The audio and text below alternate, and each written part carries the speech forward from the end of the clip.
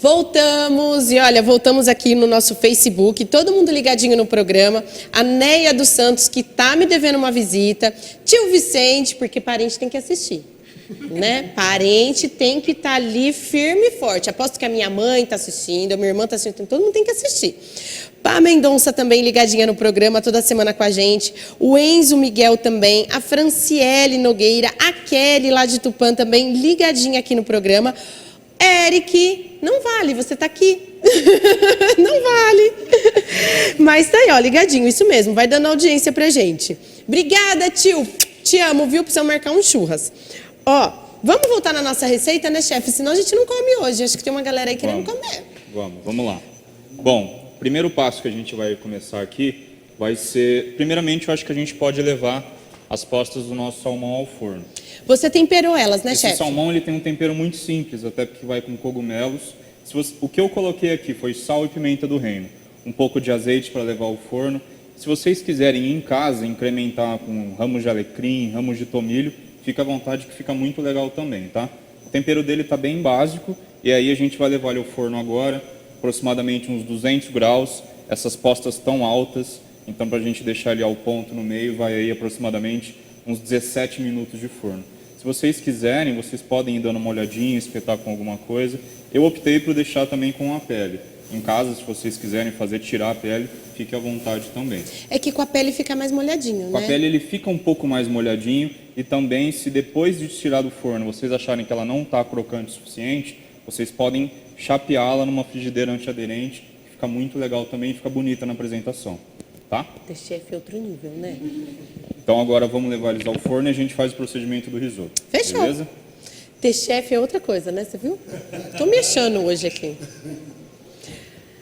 Olha lá, Juliana Costa. Oi, Ju. Precisamos conversar, Ju. Tô te devendo que eu sei. Ivandro Ferreira também ligadinho no programa. Que o pessoal às vezes me cobra aqui, sabe? Eu não respondo no WhatsApp. Aí eles vêm no programa e falam, lembra de mim? Não teria como escapar. Não tem. Não dá. Não dá para escapar. E agora, chefe? Bom, agora o procedimento desse nosso risoto a gente vai iniciar com manteiga na nossa panela. A gente pode colocar um fio pequeno de azeite. Por que a gente vai colocar esse azeite junto com a manteiga? Porque se essa manteiga começar a derreter muito, a temperatura estiver alta e ela não tiver com outro contato de gordura, ela vai começar a queimar.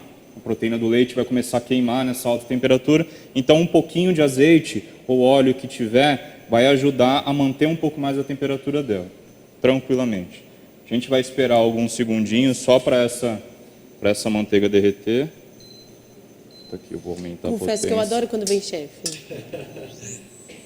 Só aguardar ela derreter e a gente vai entrar com a nossa cebola. E esse caldo, chefe? Como é que você fez Esse ele? caldo aqui, eu estava falando para vocês, é muito importante. Eu já deixei ele pronto porque ele demora a ficar pronto. O que ele tem aqui? Ele tem uma base de vegetais. A base que a gente usa, e esse caldo vai servir para saborizar o nosso risoto também, para você não utilizar apenas água. A base desses vegetais a gente sempre tem a cebola, a cenoura e o salsão.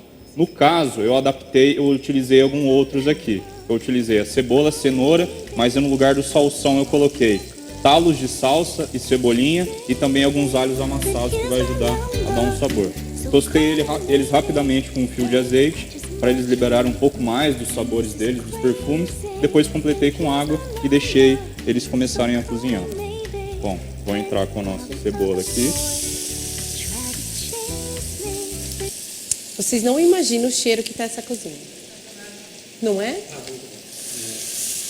Essa cebola vai refogar por alguns instantes.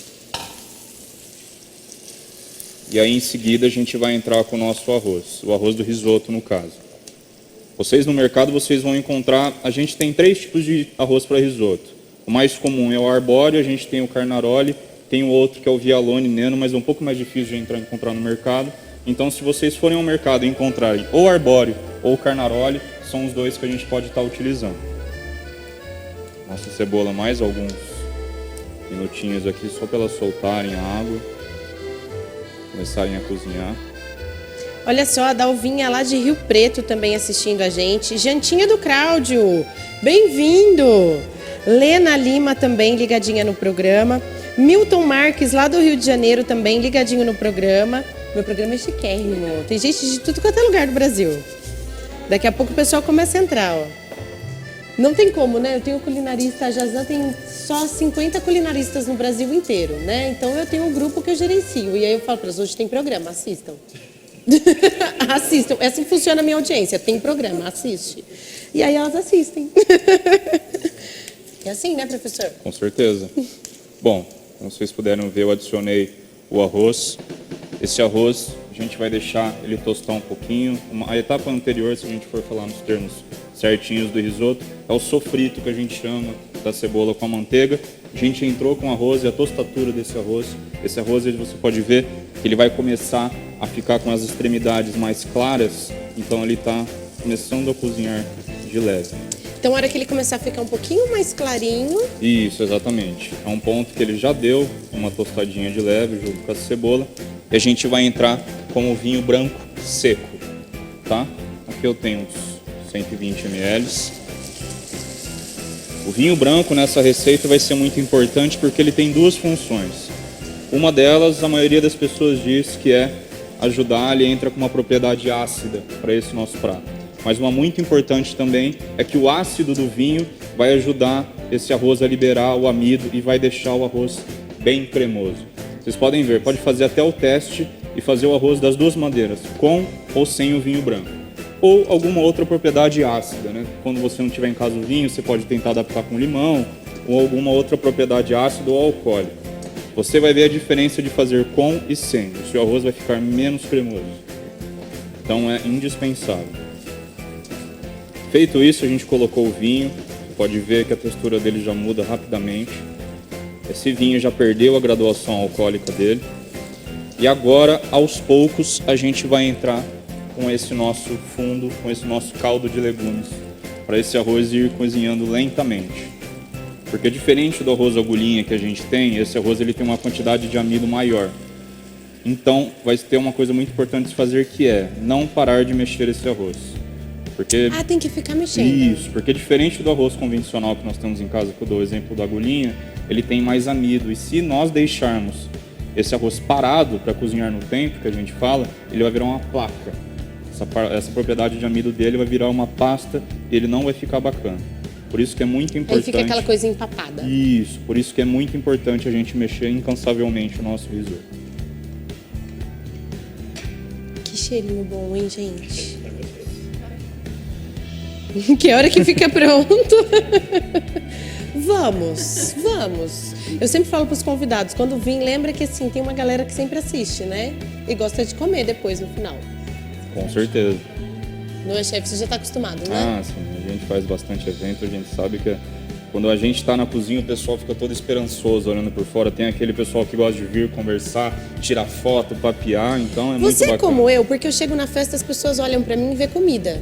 Exatamente. É assim também? Você sabe que eu estava até conversando com um amigo ontem, ele falou, como é que você consegue não cozinhar? Porque tem horas que você vai num lugar, não é sua função cozinhar, você tá Sim, como você quer ir de convidado, né? Mas aí você começa a ver uma coisa que não tá certa, outra que tá meio quadrada, aí começa a dar aquela... então não aquela sou eu o problema. Irritação, não. A gente que tem essa, além da profissão, ser cozinheiro, status, e a gente é uma posição de ser chefe de cozinha, nós somos apaixonados por isso também, é nosso hobby, né? Sim. Então a gente fica tentado a todo momento, querer pôr a mão, mexer, brincar. Ninguém te convida porque você é legal, te convida para você fazer comida. Olha, eu acredito que tem essa vontade escondida. Eu sabe? acho, ninguém nunca vai falar pra gente, não, eu te convidei pra ser uma pessoa bacana. Não, eles convidam porque a gente cozinha, né? Exatamente, Eu sei. Olham pra mim e vem chocolate. É. Não entendo. Sua parte é a parte da doçaria, né? A minha é a o meu é cozinha doce. salgada. O meu doce eu faço, que a gente brinca que é sobremesa de cozinheiro. São sobremesas bem feitas, bem estruturadas, mas não iguais a um confeiteiro, que são áreas bem diferentes. São. Né? Eu sou mais confeiteira. Então, as pessoas me convidam pensando na sobremesa. Né? Não pensando, ela vai vir, não.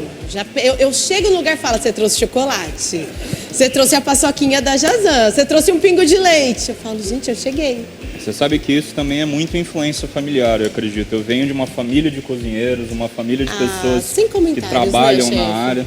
fui criado pela minha eterna Dona Elisa. Sim. E ela sempre foi da parte de cozinha quente, salgados. E a minha outra avó também da parte paterna teve... Também, as duas? Ela trabalhou com marmitas e marmitex e ela também sempre foi mais da parte salgada. Então não tinha como você não tinha fugir. jeito. A avó paterna até mexia com os doces, mas eu acho que eu já estava tão acostumado com a parte Salgada, que era para onde eu olhava com maior carinho. Você deve ter muito sabe? orgulho dessa história, né, chefe? Ah, com certeza. Eu conto ela porque é a minha base de cozinha, né? Estava até comentando com o Marco no começo, antes da gente gravar, que ele perguntou se a Dona Elisa me incentivou a ser cozinheiro. Eu falei que não diretamente, porque ela sabia que era uma profissão que requeria muita vontade, mas ela via que eu tinha paixão. Então, indiretamente, ela me colocava Eu entendo porque eu tenho 3 filhos. Eu tenho um de 16, um de 12 e um de 11 anos. Eles cozinham de tudo. Eles vão para a cozinha tranquilamente. Fazer um brigadeiro é com eles. Então, assim, a gente tem uma história, né? Então, não tem como escapar, né? O Rafael, hoje, ele faz Senai na indústria de alimento, que é o meu mais velho. Então, acaba indo, né? Ele chega em casa, ele fala, mãe, hoje ele fala assim, nossa, mãe, a gente trabalhou com amendoim hoje. Como eu comi amendoim? Eu fiquei olhando para ele, trabalho na Jazan. Amendoim. Né? Então não tem como. Você tenta até não falar nada, mas eles acabam influenciando, né, chefe? Não tem como. Direto ou indiretamente, está no seu âmbito familiar, está no seu dia a dia. Então eles estão convivendo com essa. E gastronomia é paixão. Eu rotulo como paixão de qualquer coisa, porque é um trabalho árduo. Muita gente acha que é aquela. Só colocar doma. Colocar doma e tá pronto. Não, tá pronto. São horas e horas de serviço. Quando eu pego um evento, começa 3 dias antes. E no dia do evento nós começamos a deixar tudo pronto. Se é um jantar, às 7 horas da manhã a gente está começando a trabalhar para ir para o jantar às 8, para finalizar a 1 hora, para estar em casa às 2. Eu entendo. Quando eu comecei a dar aula, o pessoal falava assim para mim, ai, mas que legal, né? Por quê? Porque vê a foto lá no Facebook, você com as alunas sorrindo. Só que assim, tem a preparação antes de ir para dar aula, você chegar na loja, normalmente eu sempre viajei todo o interior de São Paulo, então assim, tem a viagem, você chegar cansada e dar a aula, sorrir, ir embora, e as pessoas acham que é fácil, né, professor? Não, pelo contrário. A vida, e eu me encontrei com um professor de gastronomia também, porque eu gosto de ensinar, eu tenho a paixão pela cozinha, então transmitir isso para os alunos, eu me encontrei nessa área também. Ele me conhece bem porque eu chegava no final da aula. Uma vez eu entrei na aula dele, ele estava com um vídeo, né? Eu entrei sorrateiramente, sentei e fiquei sorrindo para ele. Aí ele acendeu a luz e ele falou, você estava onde? Eu falei, eu estava aqui o tempo todo. Você que não me viu, lembra disso, professor? Tem bastante história desse sentido. Tem. Não só com ela, mas bom, os professores podem dizer com muitos alunos também que fazem esse... Porque eu viajava muito, então assim, eu estava em Rio Preto, eu voltava correndo e chegava no final da aula. Aí eu sentava como se eu estivesse assistindo a aula inteira, né? E ficava lá, fingindo que não tinha... Fingindo que não tinha acontecido nada. Então, mas é uma vida, a vida de chefe, de cozinheiro, é muito árdua, né, professor? Sim, e nós falamos que eu gosto de dizer que eu sou cozinheiro. Eu estou como chefe de cozinha, mas nós somos cozinheiros. Eu gosto dessa expressão também. Eu acho que é muito simples, mas traduz muito o que nós somos na cozinha mesmo, sabe? Cozinheiros. As pessoas me contratam como chefe, por quê? Porque eu tenho toda uma equipe que eu estou regendo e estou fazendo, mas eu sou cozinheiro. E teve todo um estudo, né, teve chefe? todo um estudo, são anos aí, eu já estou há 6 anos com formação na área da gastronomia, trabalhando e aprendendo aquilo que eu te falei, todos os dias aprendendo. A humildade dentro dessa área, como todas as outras, mas na gastronomia é muito importante também, porque nós estamos muito tempo em pé, um lugar estressante, lidando com pessoas, então acho que a postura, a humildade é muito importante também. A gente constrói a nossa parte profissional a partir dessas colocações, desses aspectos. Né? Vocês sabem a idade dele? Não? Vocês não fazem ideia da idade dele? Não. Fala pra eles, professor. Tem 24 anos. Adoro essa cara. Fabiana, adoro essa cara. Ele parece, aparenta ter mais, cozinhar, Microfone. parece que tem mais.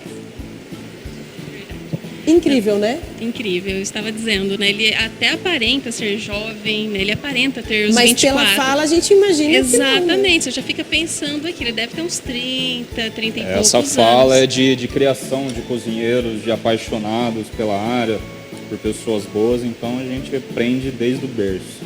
E se a gente saísse um pouquinho da reta e errasse, era complicado, entendeu? Às vezes a pessoa não podia nem falar nada para você, mas com um simples olhar você já entendia que tinha alguma coisa errada. Então vamos voltar com a postura, vamos ficar bem. Sabe o que é interessante, que eu acho? O Mateus, o que ele disse, ele é apaixonado por isso. Sim. Ele faz com amor. Então, tudo que é feito com amor, quando você se dedica, o resultado é isso que acontece com ele.